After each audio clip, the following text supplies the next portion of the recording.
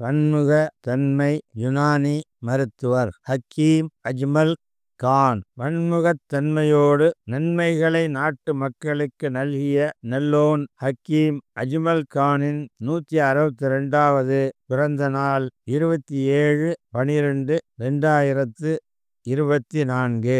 ஹக்கீம் அஜ்மல் கான் சிறந்த யூனானி மருத்துவர், அரசியல்வாதி, விடுதலை போராட்ட வீரர், அரபி பாரசீக கவிஞர். பன்முகத் தன்மை கொண்ட இவர் 27/12/1863 பிறந்தார். இவரின் தந்தை ஹக்கீம் முகம்மது கான். இவரின் மூதாதையர்கள் பாபர் முதல் ஷா ஆலம் வரை அனைத்து முகலாய அரசவைகளிலும் அரசு மருத்துவர்களாக பணியாற்றியவர்கள். இவரின் அரபி பாரசீக கவிதைகள் ஜெர்மன் மொழியில் மொழிபெயர்க்கப்பட்டு வெளியிடப்பட்டன.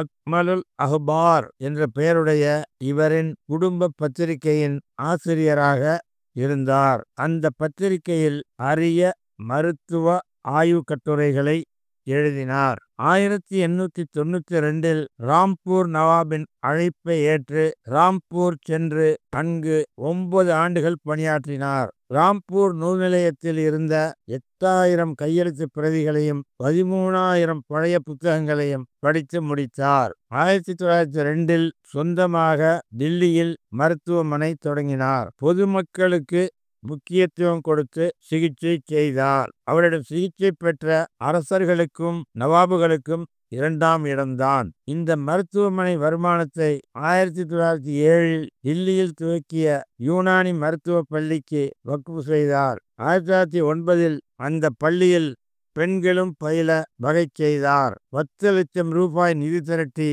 இந்த பள்ளியை கல்லூரி ஆக்கினார். ஒத்துழையாமை இயக்கத்தில் ஈடுபட்டார். ஆங்கில அரசு வழங்கிய ஹாசிஃபுல் முல்க் என்ற பட்டத்தை விட்டு எறிந்தார். இந்திய மக்கள் இவருக்கு மசீஹுல் முல்க் என்ற பட்டத்தை வழங்கினர். 1920 தில்லி ஜாமியா மில்லியாவின் முதல் துணைவேந்தர் ஆனார். 1921 கிலாபத் மாநாட்டிற்கு தலைமை தாங்கினார். 1921 அகில இந்திய காங்கிரஸ் தலைவர் ஆனார். இவர் 28/12/1927 இறந்தார். தில்லியில் கரோல் பாக்கில் ஒரு சாலைக்கு இவரின் சேவையை சிறப்பித்து அஜ்மல் கான் சாலை என்று பெயர் இடப்பட்டுள்ளது.